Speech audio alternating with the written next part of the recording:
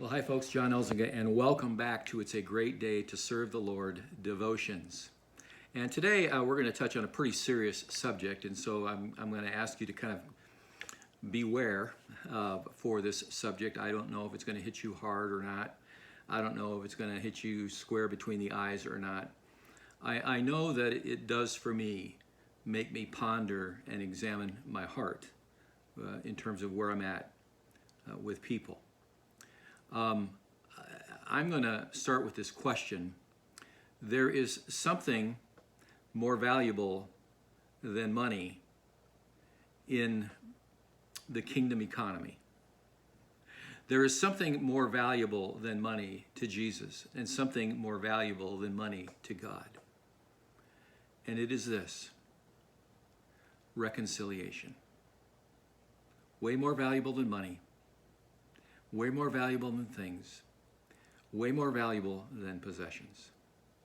And I'm going to read from Matthew chapter 5, verses 23 and 24, and it says, Jesus is talking, "Therefore, if you are offering your gift at the altar, and there remember that your brother or sister has something against you, leave the gift there in front of the altar. First, go and be reconciled to them, and then come and offer your gift." You can see the scene. The scene is an offertory time within, the temple service at that given time. It is the time to give back to God. It is the time to give to the Lord, and Jesus is cautioning those who are giving to the church, who are being generous. Maybe they're wealthy and well-to-do, and they look really good giving. Money's important. Giving and generosity are important. But what is more valuable is relationships, is reconciliation. Hurt relationships, broken relationships have major consequences. And they are exponential, the consequences. It hurts. The two people who are in a broken relationship, the two people who can't get along, the two people who are upset with each other, there's hurt and pain there.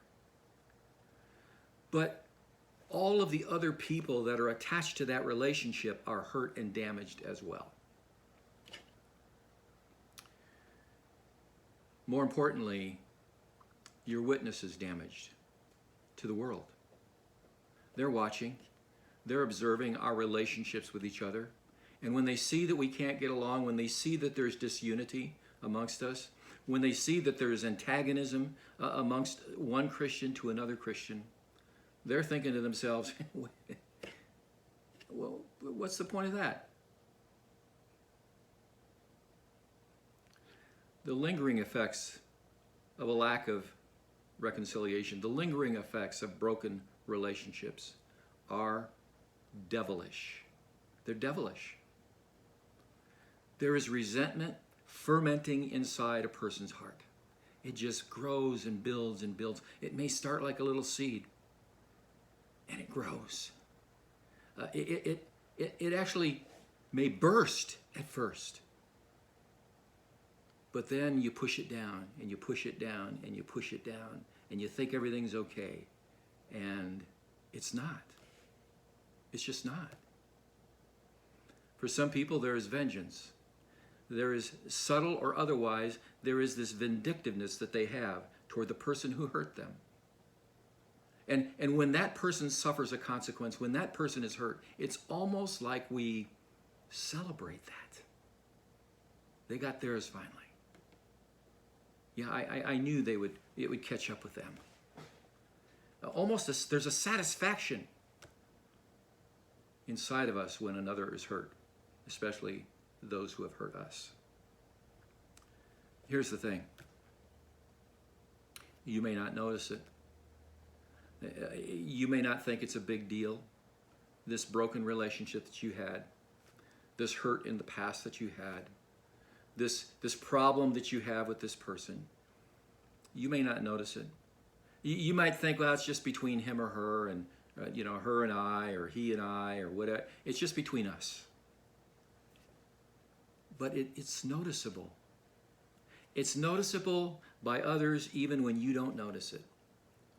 Offhanded remarks, thoughts when people get to know you, and when you speak about another person, you may not speak very positively about them. It comes out, it seeps through in various ways. Let me talk about these broken relationships, and let me start from maybe what's obvious to maybe what's not quite as obvious. Divorce. Couldn't be one that's more obvious. Couldn't be a broken relationship that's more obvious. And the consequences of divorce are huge. They are.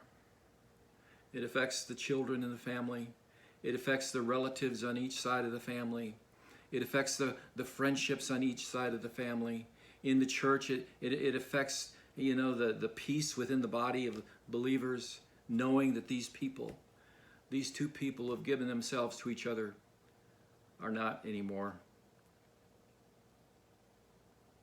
Well, there's many other broken relationships. There's broken business relationships.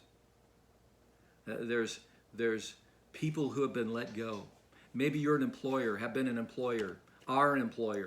You've let somebody go.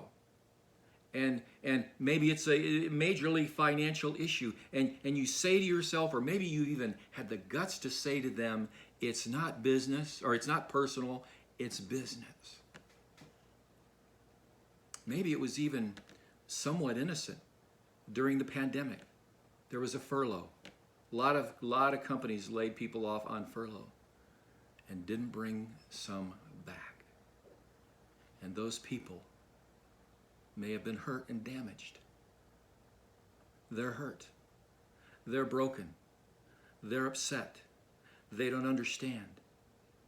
They feel differently toward you now. You might say, well, it's not personal, it's business. I'm sorry.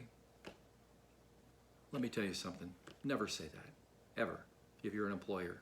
Never say it's not personal, it's business, because it's always personal to the person who got hurt.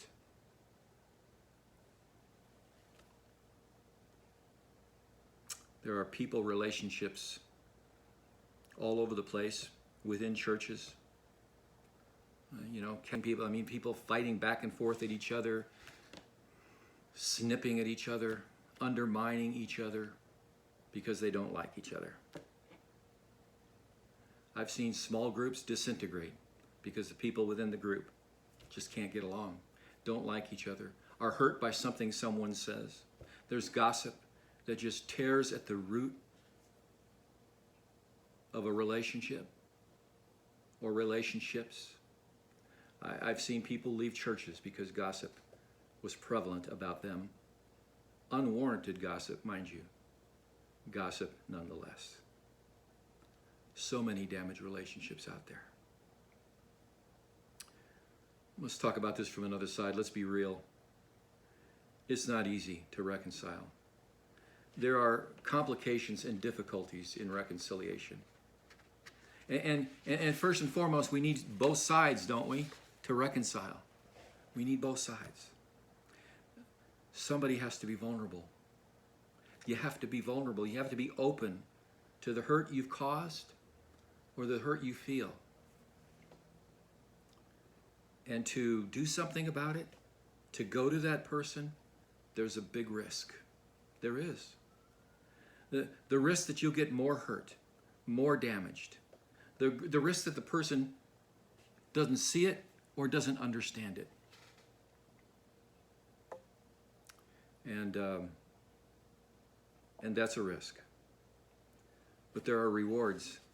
There are rewards of healed relationships. And the rewards are peace of mind. I mean, how you can rest more easy when you know your relationships are okay.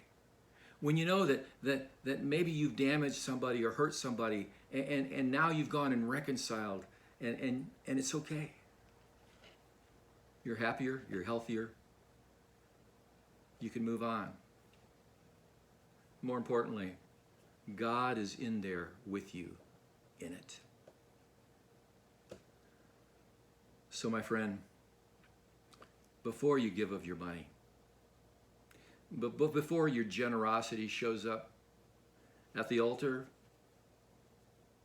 or in any other form, these days it could be online giving. Before you offer anything to the Lord financially, examine your heart. And maybe, just maybe, you might have left something undone in a relationship for way too long.